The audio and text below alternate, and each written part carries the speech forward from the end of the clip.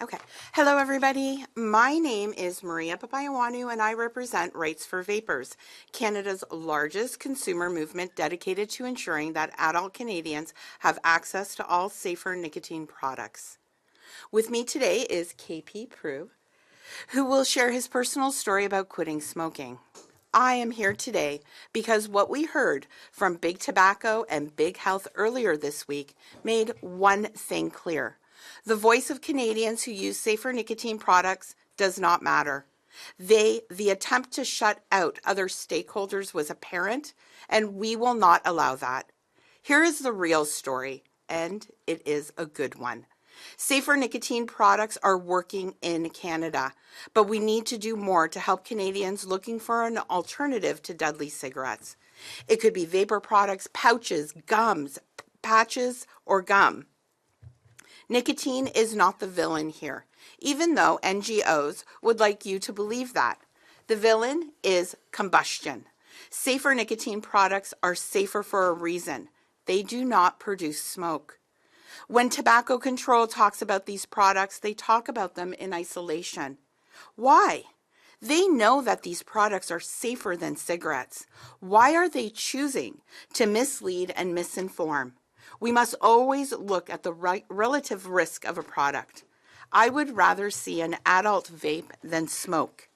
Statistics Canada's surveys between 2017 and 2022 revealed the smoking rate dropped by just over 4 percentage points, while the vaping rate increased by 3.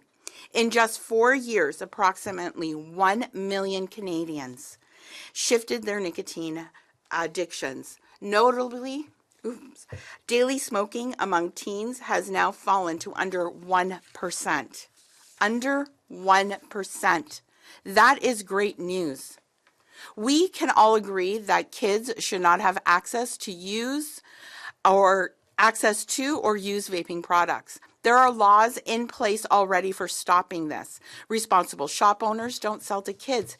These kids are getting vapor products from friends, family members, their parents, and more disturbingly, a black market.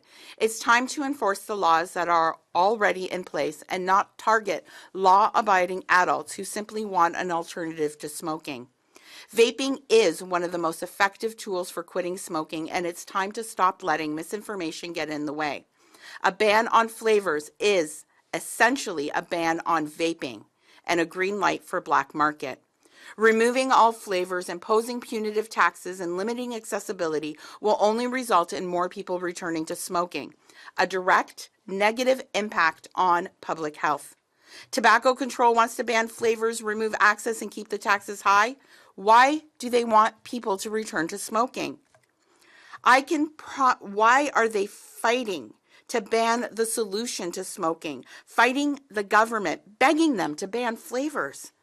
I can assure you that not a single NGO or tobacco executive that stood at this lectern on Monday knows what it's like to quit smoking using a vape or how important those flavors are to keep us smoke-free. Maybe that is why government-funded tobacco control is fighting tooth and nail to keep our stories, our journey, out of the ears of government. But that is not Canada. The lived experience, our stories are in the fabric of Canadian harm reduction policy. To our new Minister of Health, Marjorie Michel, yes, I do know her name correctly. From what I have learned about you, there couldn't be a better person at this time to take on the role of Minister of Health. Please listen to all of us. We need a drastic shift in how we regulate safer nicotine products in Canada. I'm going to pass it over now to KP, and then I will come back with our ask.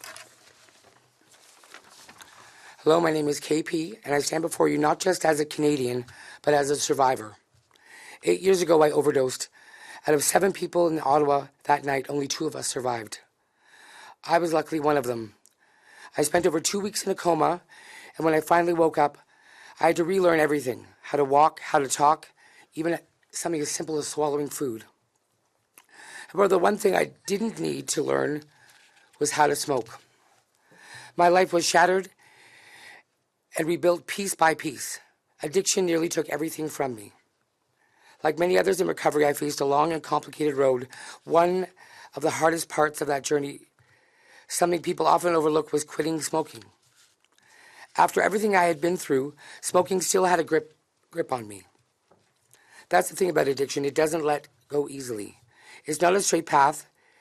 It's a fluid, ongoing journey, one that comes with setbacks, victories, and deep personal choices. For me, vaping became a tool for survival. Oh, not a trend, not a fad, but a lifeline. When I couldn't quit cigarettes cold turkey, vaping gave me a way out. It gave me a less harmful alternative, a bridge to a healthier life. And I know I'm not alone. Over 1 million Canadians are using vaping to reduce or eliminate tobacco use. It works, and flavors are a big part of them. That's why I'm here today, because I believe every Canadian deserves the right to choose a safer path, and that includes the right to vape. We need responsible and balanced regulation. Yes, we need to keep these products out of the hands of youth, but we also need compassion, science, and common sense. We cannot punish adult vapers, especially those of us in recovery, because of fear-driven policies. We talk a lot in Canada about harm reduction, and rightly so. We can only do that if everyone, all people, all stakeholders are part of the solution. Harm reduction isn't just a buzzword. It means meeting people where they are. It means giving people real tools to change their lives. Vaping, for me and for many others, is one of those tools. I'm still on my recovery journey, and I'll be on it for the rest of my life. But today, I stand on my own 2 feet, I speak with my own voice, and I advocate for what works, advocate for the right to have every adult to choose what works for them. I'm asking that our new Minister of Health, Marjorie Michel, invite a wide variety of stakeholders to the table. I'm asking that our new Minister of Health sit and listen to the lived experiences, follow the science, and find the balance, because as an adult who uses safer nicotine products, and yes, flavors are part of that, I should not have to go to the black market to stay smoke-free. Thank you. Thank you, KP. Minister Michel, we have 3 asks for you. 1, reform tobacco control organizations. It's 2025. We're calling on the government, Health Canada, to dismantle and defund the current structure of tobacco control organizations in our country. They are not advocates for improving public health, as their goals are now aligning, as we saw on Monday, with a major tobacco company. We know what will happen with a national flavor ban without enforcement, because we've seen it in Quebec. Flavors will continue to be available, but the market will move underground where it's not regulated. Over 18 months into a flavor ban, flavors are still available in Quebec. Kids still vape in Quebec. And some people, many people, who had vaped in Quebec have now returned to smoking. Flavor bans do not work. This approach is not just misguided. It's driven by misinformation, and it's time to change. We should be looking at Sweden, who this past September became the first country in the world to become smoke-free. They reduced their smoking rate to under 5%, largely due to snus and flavored nicotine pouches. Those have played a vital role in harm reduction. Similarly, New Zealand, which embraced vaping, including flavored options, has seen remarkable progress in their smoking rates.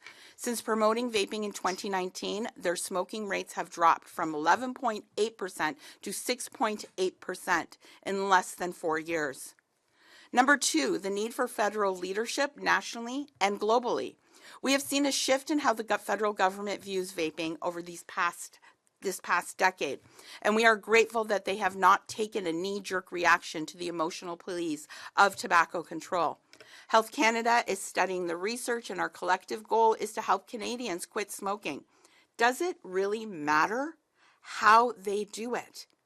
We need the federal government to step up even more and work with their provincial counterparts to implement consistent regulations. Today, there are different regulations in each province and territory, which results in the proliferation of the black market and confusion. Can we just simply have one set of effective regulations that are based on science for all Canadians? Are we not all the same country?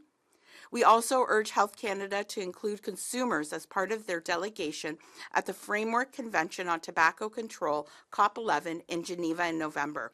Real Canadians who can impact change for the world by including the lived experience in this conference would be impactful and heard around the world. Canada needs to advocate for and lead on tobacco harm reduction all over. And number 3, a new legislative framework. It is short-sighted, knee-jerk to regulate safer nicotine in the same category and with the same vigor as tobacco. Smoking kills 48,000 Canadians a year. Safer nicotine products from our regulated market with flavors has killed 0. We are asking that we work together, all of us, stakeholders, policymakers, consumers, nicotine manufacturers, big tobacco, big vape, big pharma, and of course, the NGOs. Together, all of us, we can work to develop a new framework called the Safer Nicotine Act. We want to create a bill that would ensure that all safer nicotine products are regulated fairly and equally, focusing on who needs them, not on who produces them. It is not the government's role to dictate how Canadians should quit smoking. It's the government's responsibility to ensure that all products are safe, regulated, and kept out of the hands of minors. Those who spoke on Monday made it abundantly clear that their primary concerns are funding and profits, not health and the well-being of those who use safer nicotine alternatives. And banning anything will not be the solution. It will lead to the problem. Thank you. We don't have any question. Nous n'avons pas de questions. This will conclude the press conference. C'est ce qui conclut cette conférence de presse. Thank you. Oh my God. Recording stopped.